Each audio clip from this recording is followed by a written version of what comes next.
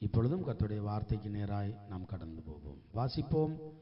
நெகேமியா 9ஆம் அதிகாரம் 31ஆம் வசனம். ஆகிலும் உம்முடைய மிகுந்த இரக்கங்களின்படியே அவர்களை நிர்மூலமாக்காமலும் அவர்களை கைவிடாமலும் இருந்தீர். நீர் கிருபையும் இரக்கமும் உள்ள தேவன். நாம் இம்மட்டும் வாழ்வது கர்த்தருடைய கிருபையே. நாம் நிர்மூலமாகாமல் இருப்பது அவருடைய கிருபையே. முதலாவது அவருடைய கிருபையை குறித்து நம்ம பார்க்க போகிறோம்.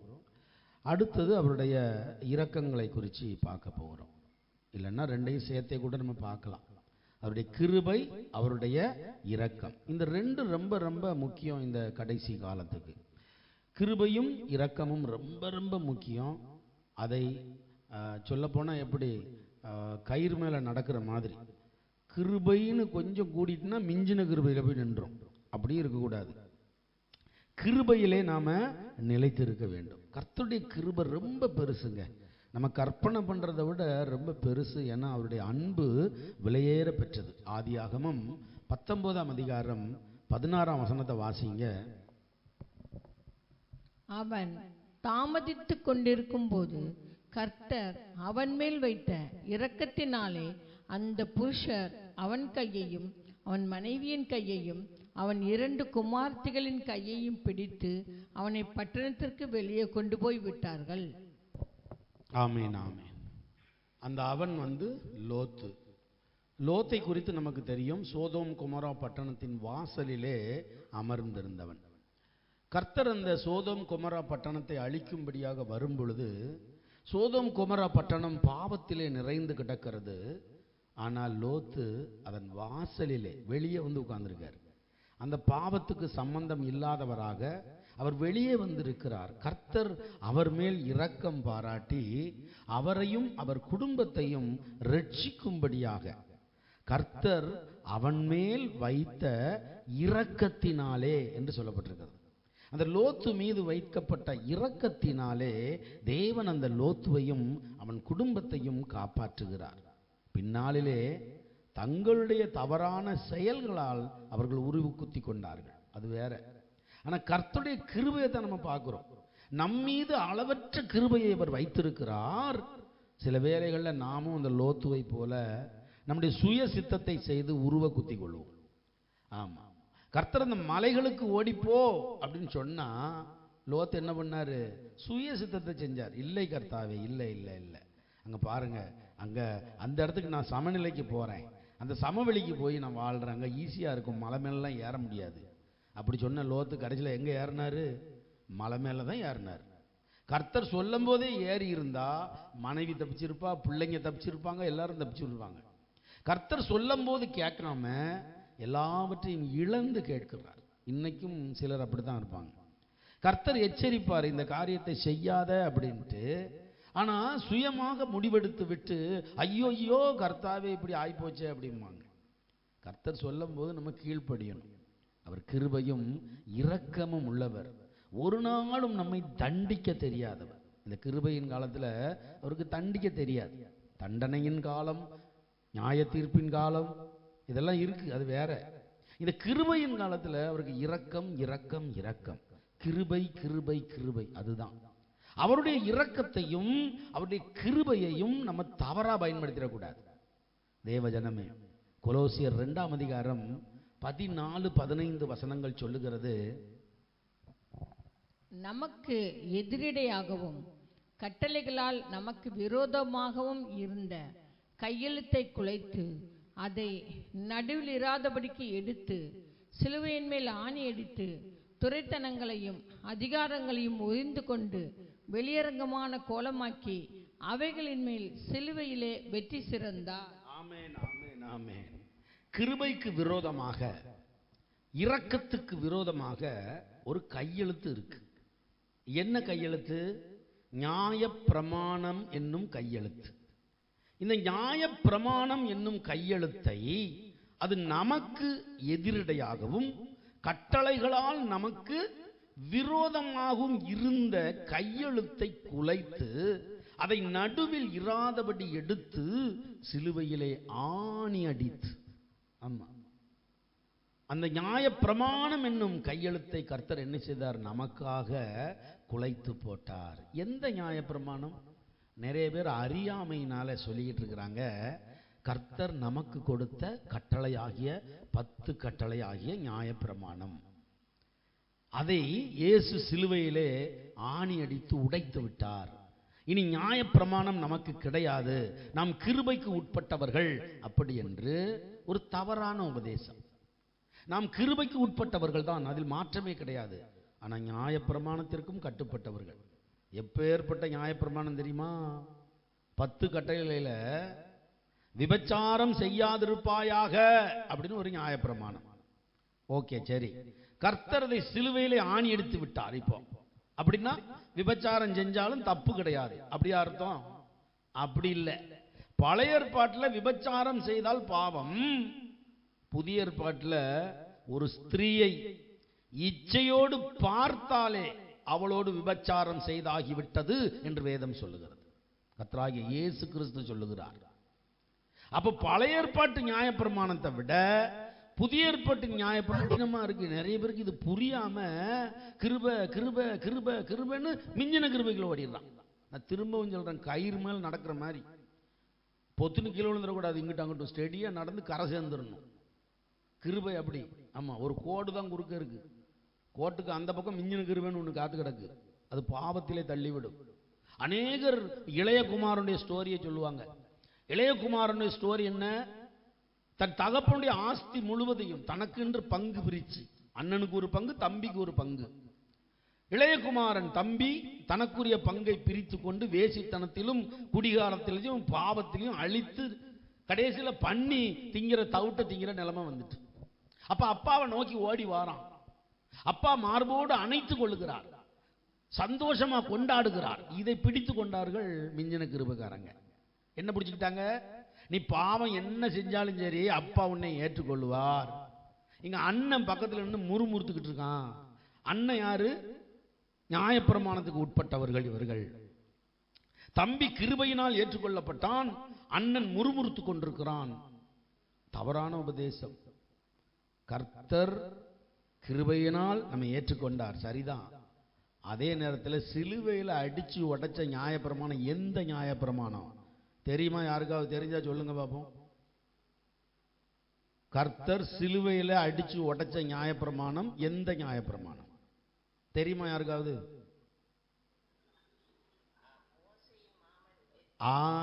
Very good very good very good. Sirani sister, நீங்களே உங்க அப்படி தட்டிக்கோங்க உங்களை. வெரி குட் வெரி குட், சரியான பதில் இதுதான். கர்த்தர் எழுதி கொடுத்த நியாயப்பிரமாணத்தை கர்த்தர் உடைக்கல. வாசிங்க மத்தேயு 5ஆம் அதிகாரம் 17-18 வசனங்களை வாசிங்க. நியாயப்பிரமாணத்தை ஆனாலும் தீர்க்க தரிசனங்களை ஆனாலும் அழிக்கிறதற்கு வந்தேன் என்று எண்ணிக்கொள்ளாதேயுங்கள். அழிக்கிறதற்கு அல்ல, நிறைவேற்றுவதற்கே வந்தேன். வானமும் பூமியும் ஒளிந்து போனாலும் நியாயப்பிரமாணத்தில் உள்ளதெல்லாம் நிறைவேறும் அளவும் அதில் ஒரு சிறு எழுத்தாகிலும் ஒரு எழுத்தின் உறுப்பாகிலும் ஒளிந்து போகாது என்று மெய்யாகவே உங்களுக்கு சொல்லுகிறேன். பாருங்க, நியாயப்பிரமாணத்துல ஒரு சிறு புள்ளி கமா கூட ஒளிஞ்சு போயிடாது. ஆமா, நியாயப்பிரமாணத்தை அழிக்கிறதற்கல்ல, அதை நிறைவேற்றுவதற்கு வந்த. ஏனென்றால் நியாயப்பிரமாணத்தை கொடுத்தது கர்த்தர், தன் கைப்பட எழுதி கொடுத்தார், அவருடைய கையெழுத்து. யாத்ராகமம் 32ஆம் அதிகாரம் 15, 16 மற்றும் 19 வசனங்களை வாசிங்க. பின்பு மோசே மலையிலிருந்து இறங்கினான். சாட்சி பலகைகள் 2ம் அவன் கையில் இருந்தது. அந்த பலகைகள் இருபுறமும் எழுதப்பட்டிருந்தது. அவைகள் இந்த பக்கத்திலும் அந்த பக்கத்திலும் எழுதப்பட்டிருந்தது. அந்த பலகைகள் தேவனால் செய்யப்பட்டதாயும் அவைகளிலே பதிந்திருந்த எழுத்து தேவனால் எழுதப்பட்ட எழுத்துமாய் இருந்தது.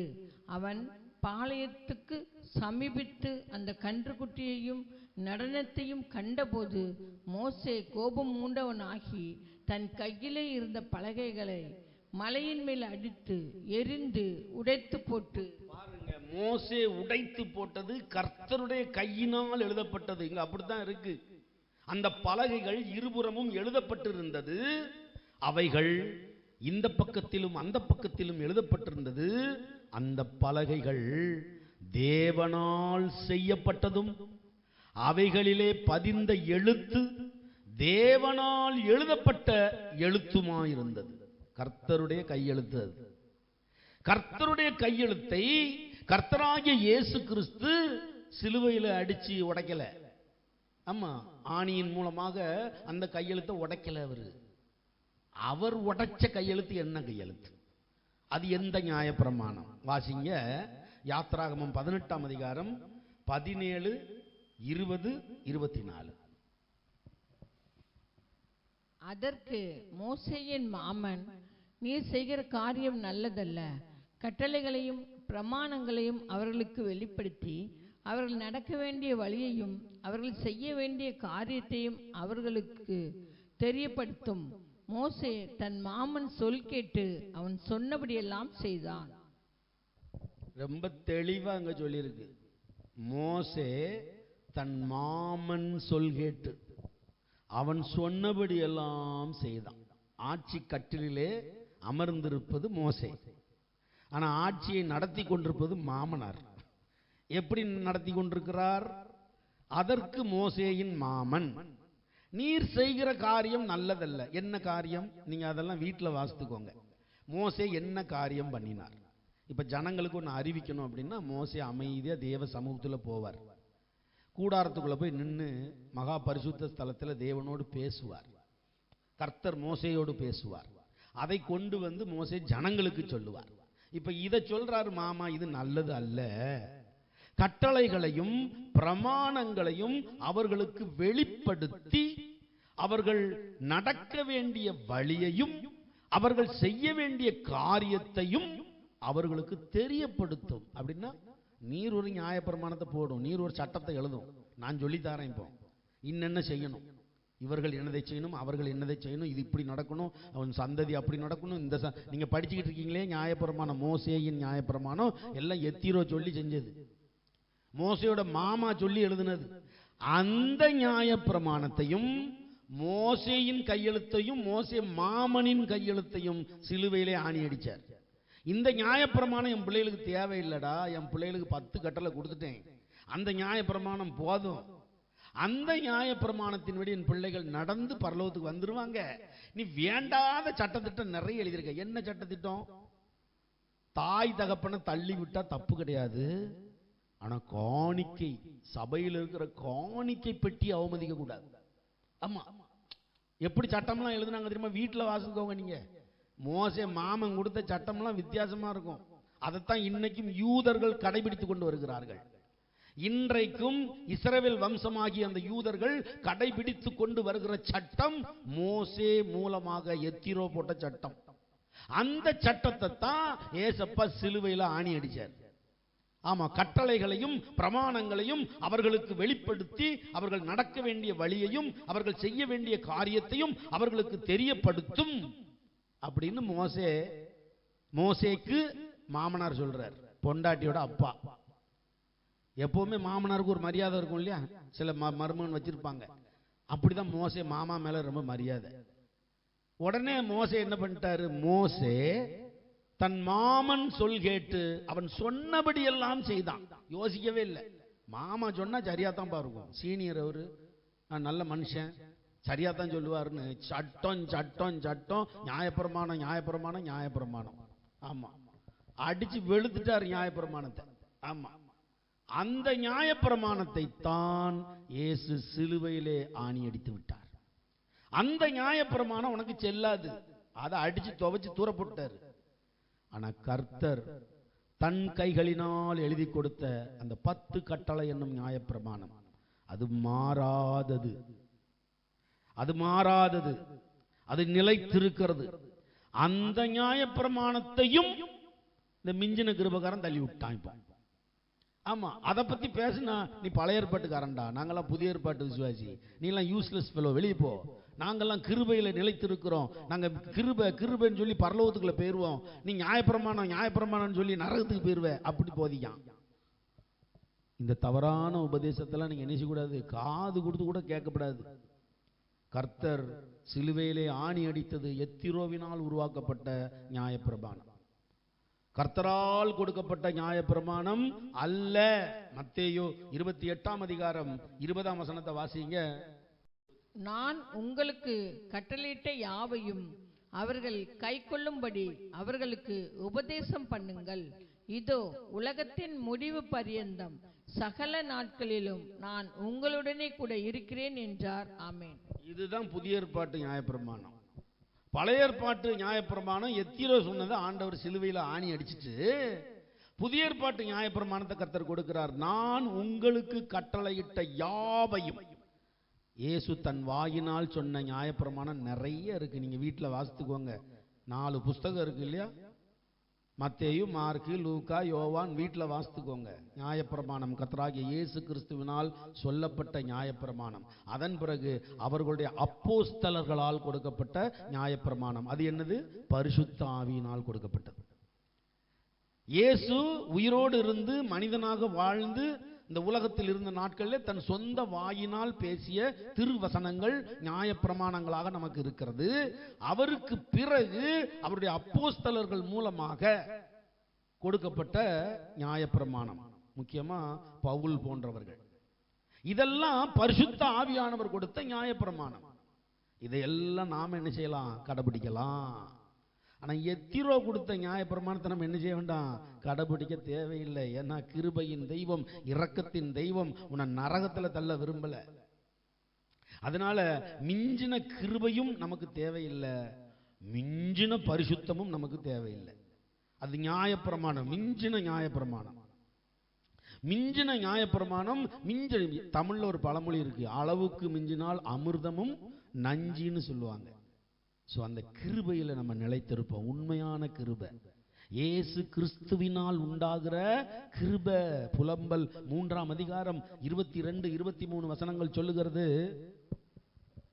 நாம் நிர்மூலம் ஆகாதிருக்கிறது கர்த்தருடைய கிருபையே, அவருடைய இரக்கங்களுக்கு முடிவில்லை, அவைகள் காலைதோறும் புதியவைகள், உமது உண்மை பெரிதாயிருக்கிறது. ஆம் தேவ ஜனமே, அவருடைய இரக்கங்களுக்கு முடிவில்லை. அது அனாதி இரக்கம், அது அனாதி கிருபை. அவருடைய கிருபைக்கும் அவருடைய இரக்கங்களுக்கும் முடிவே கிடையாது இந்த கிருபையின் காலத்துல. ஆனா கிருபையின் காலம் முடிஞ்ச உடனே அவருடைய இரக்கமும் முடிஞ்சு கிருபையும் முடிஞ்சு உபத்திரவம் தொடங்கிடும். அந்த உபத்திரவம் தான் வேண்டாம் அப்படின்னு இந்த நியாயப்பிரமாணத்தை நாங்கள் சொல்லுகிறோம். கர்த்தருடைய உண்மையான ஊழியர்கள் பரிசுத்த ஆவியினால் ஏவப்பட்டு, எத்திரோவினால் சொல்லப்பட்ட நியாயப்பிரமாணம் வேண்டாம், ஆனா கர்த்தரால் சொல்லப்பட்ட நியாயப்பிரமாணம் வேண்டும். வெறும் கிருபைக்குள்ள போய் ஏமாந்துராதீங்க, அது மிஞ்சின கிருபை. சுவிசேஷத்தை நீங்க கேட்குறீங்களா? யூடியூப்ல மற்ற பிரசங்கங்கள் கேட்குறீங்களா? கவனமா கேட்கணும். எல்லா பிரசங்கத்தையும் கேட்டு ஏமாந்து போயிடக்கூடாது. மிஞ்சின கிருபை என்கிற போதகத்தில் விழுந்து ஏமாந்து போயிடக்கூடாது. கர்த்தருடைய வருகை என்பது மட்டும்தான் நிதர்சனம், அதுதான் உண்மை. யாத்திராகமம் 33ஆம் அதிகாரம் 3ஆம் வசனம் சொல்லுகிறது, ஆனாலும் வழியிலே நான் உங்களை நிர்மூலம் பண்ணாதபடிக்கு நான் உங்கள் நடுவே செல்ல மாட்டேன், நீங்கள் வணங்கா கழுத்துள்ள ஜனங்கள் என்றார். கர்த்தர் நம்ம கூட வரணும். நான் ஆராதனைக்காக ஜெபிக்கும் போது நீங்களாம் கேட்டிருப்பீங்க, கர்த்தாவே நீர் இல்லாத ஆராதனை எங்களுக்கு வேண்டாம் அப்படிமே. ஆமா, நீங்க சனிக்கிழமை காத்திருப்பு கூட்டத்துக்கு வந்து பாருங்க. ஆமா, காத்திருப்பு கூட்டத்தில் நாங்கள் ஆராதனைக்காக ஜெபிப்போம். அப்ப சொல்லுவோம், பிதா குமாரன் பரிசுத்த ஆவியாகிய திருத்துவ தெய்வமே, ஒரே மெய்யான தெய்வமே, நீர் இல்லாத ஆராதனை வேண்டாம்பா.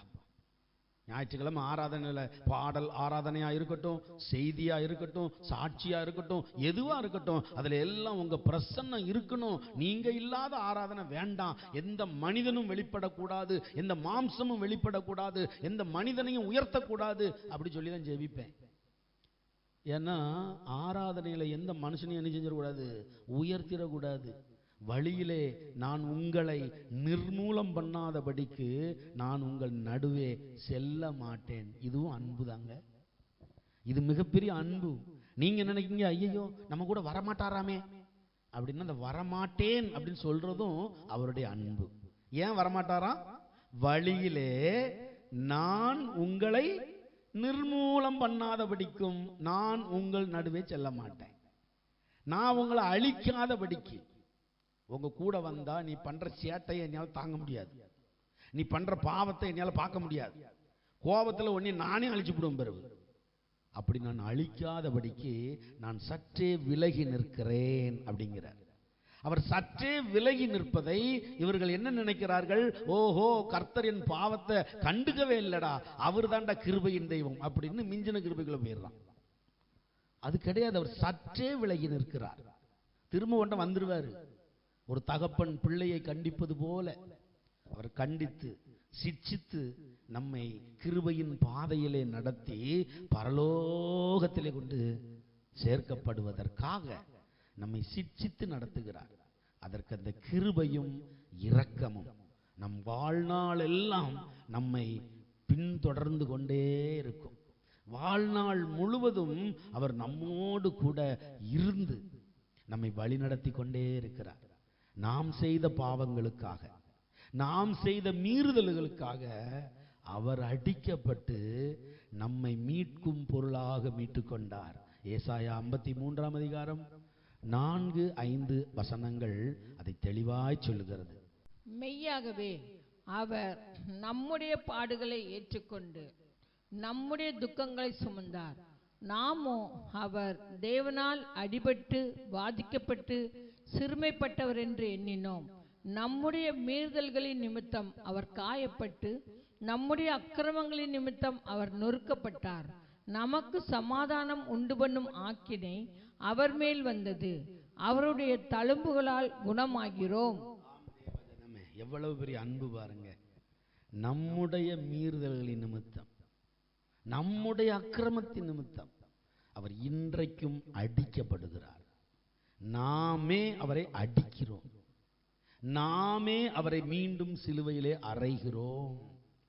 எந்த பாவத்திலிருந்து உனக்கு அவர் விடுதலை கொடுத்தாரோ அதே பாவத்தை மீண்டும் செய்து நாய் தான் கக்கினதை திரும்ப தின்னுமா போல திரும்ப திரும்ப பிடரியை கடினப்படுத்தி குந்தி குந்தி நடந்து அவரை சிலுவையிலே அடித்து கொண்டே இருக்கிறோம். ஆனாலும் அவர் இரக்கத்தின் தெய்வம், கிருபையின் தெய்வம். உன்னை மன்னித்து கொண்டே இருக்கிறார். மன்னிப்பின் நாள் சீக்கிரம் முடிய இருக்கிறது. இந்த வாரத்தில் தேவன் உங்களை ஆசீர்வதிக்கும்படியாக அவருடைய கிருபைக்குள் நடக்க பழகுங்க. அவருடைய இரக்கத்தை பெற்றுக்கொள்ள ஆசைப்படுங்க. மிஞ்சின கிருபைக்குள்ள போயிடாதீங்க. பலர் பலவிதமாக சொல்லிட்டே தான் இருப்பாங்க. பரவாயில்ல, நீ செஞ்ச பாவத்தெல்லாம் ஆண்டவர் மன்னிச்சுக்கிட்டே தான் இருப்பார். அவரே சொல்லியிருக்காரு 7-70 முறை மன்னியுங்கள் அப்படின்னா ஆயுசு முழுவதும் மன்னியுங்கள் அப்படின்னு இருக்காரு. உன்னையும் அவர் ஆயுசு முழுவதும் மன்னிச்சுக்கிட்டே இருப்பார். அது உண்மை, மாறாதது. ஆனால் ட்விஸ்ட் எங்க வச்சிருக்காரு? அவர் உங்களுக்கு 7-70 முறை மன்னிக்க சொன்னாரு, அவரும் உங்களை மன்னிச்சுக்கிட்டு தான் இருப்பார். நீ சாகுற வரை நீ செய்யற பாவத்தை மன்னிப்பார். ட்விஸ்ட் என்ன? திருப்புமுனை என்ன? வெள்ளை சிங்காசன நியாய தீர்ப்பு தான் திருப்புமுனை. மன்னிச்சு மன்னிச்சு மன்னிச்சு மன்னிச்சு வெறுமனே மன்னிக்க மாட்டார், எச்சரித்து மன்னிப்பார், எச்சரித்து மன்னிப்பார். நீ வணங்கா கழுத்துள்ளவனா போயிட்டே இருந்தீன்னா உன் மரணத்துக்கு பிறகு நியாய தீர்ப்பு என்று ஒன்று இருக்கிறது. அதுதான் வெள்ளை சிங்காசன நியாய தீர்ப்பு. அதுல நீ நரகத்துக்கு போன ஒரு சொல்லிடக்கூடாது. ஆமா, எனக்கு மன்னிச்சுக்கிட்டே இருக்காரு, மன்னிச்சுக்கிட்டே இருக்காரு, மன்னிச்சுக்கிட்டே இருக்காரு. அதுக்கு பேரே பைபிள்ல வேற, வேசியின் பிள்ளை என்று சொல்லப்பட்டிருக்கிறது. அவருடைய சொந்த குமாரனாக, அவருடைய சொந்த குமாரத்தியாக இருந்தால் அவர் சிட்சித்து ரட்சிக்கிறார். வேசியின் பிள்ளையை கண்டுகொள்ளவே மாட்டார். ஆமா, நீ போற போக்குல போயிட்டே இருப்பா, அந்த ஆள நரகத்துல போய் உழு அப்படி அவன் நினைக்கான். மன்னிக்காரு, இயேசு என்னை மன்னிக்கிறார், இயேசு நல்லவர், இயேசு நல்லவர் அப்படின்னு அந்த பாவத்திலேயே விழுந்து கிடப்பான். அவருடைய அன்பை மறந்துடுவான், அவருடைய விலையேற பெற்ற அன்பை மறந்துடுவான். அந்த அன்பு ஏன் வெளிப்பட்டது? உன் பாவத்தை மன்னித்து நீ மீண்டும் பாவம் செய்யாம நீ ஆசீர்வதிக்கப்பட, நீ செழிப்பாய் வாழ, நீ ஐஸ்வர்யமா இருக்க அவர் வாஞ்சிக்கிறார். தேவன் தம்முடைய ஒரே பேரான குமாரனை விசுவாசிக்கிறவன் எவனோ அவன் கெட்டு போகாமல் நித்திய ஜீவனை அடையும்படிக்கு அவரை தந்தருளி இவ்வளவாய் அன்பு கூர்ந்தார். ஆம் தேவ ஜனமே, இவ்வளவாய் அன்பு கூர்ந்தார். எவ்வளவாய்? சிலுவையில தன் கையை அப்படியே விரிச்சிட்டார். யோவான் 3:16 பைபிள்லயே முக்கியமான வசனம். ஆமா, தேவ அன்பு, தேவ இரக்கம், தேவ கிருபை இந்த ஒரே வசனத்துல முடிஞ்சு போச்சு. இவ்வளவாய் உன்னிடத்திலே அவர் அன்பு கூறுகிறார். எவ்வளவாய்?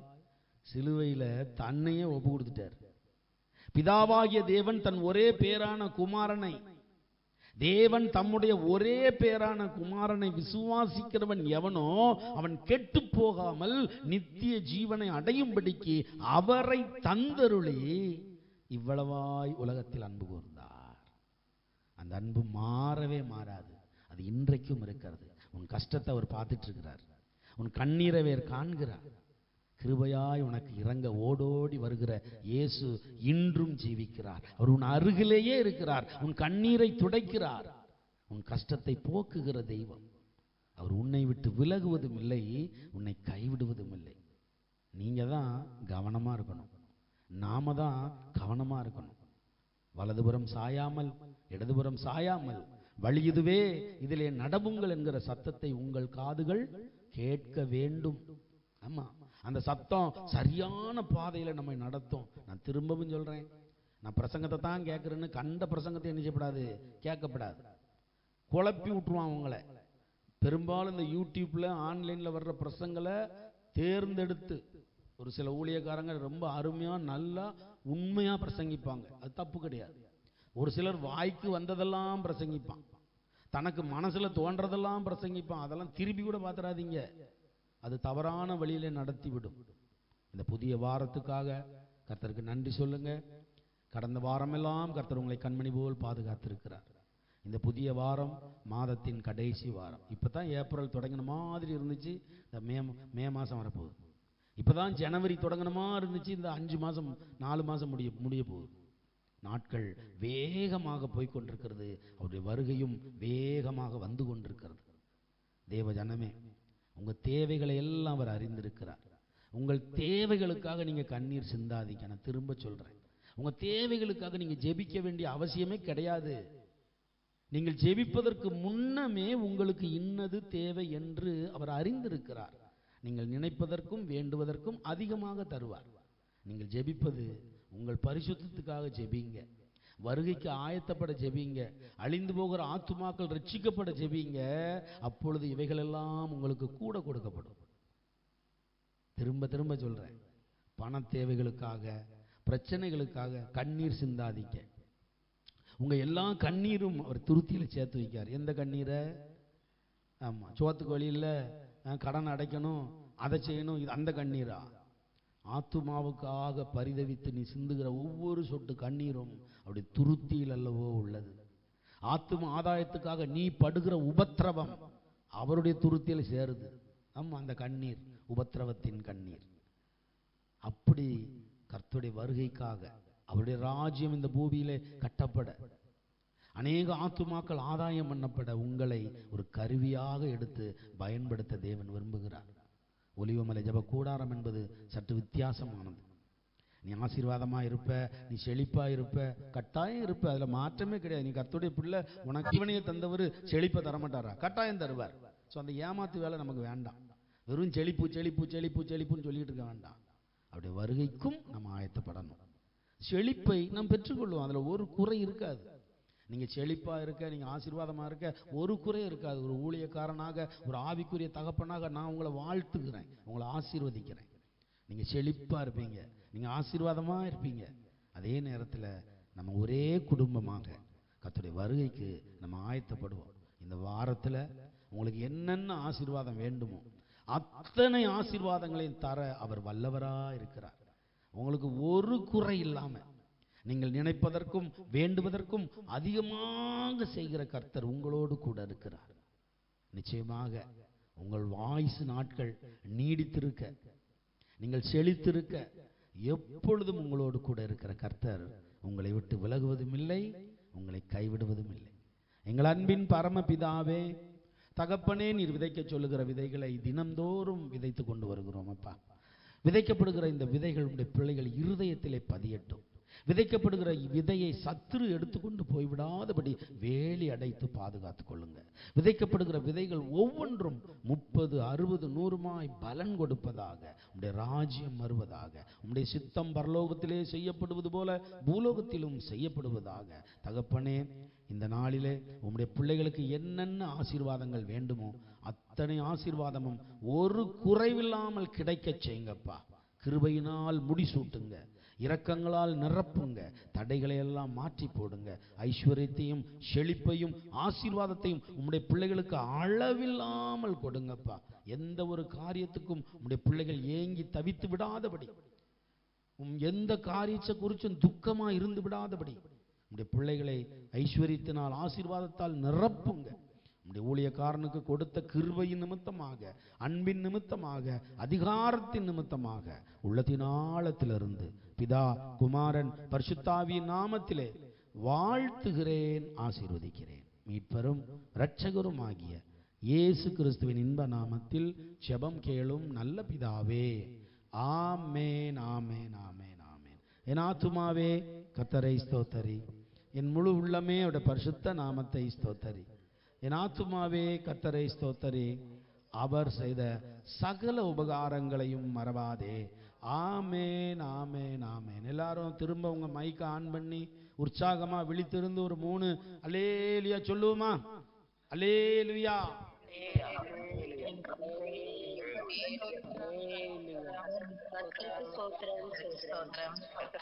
ஆமென், ஆமென். சிங்கக்குட்டிகள் தாழ்ச்சி அடைந்து பட்டினியா இருக்கும், கர்த்தரை தேடுகிறவர்களுக்கோ ஒரு நன்மையும் குறைவுபடாது. ஆமென்.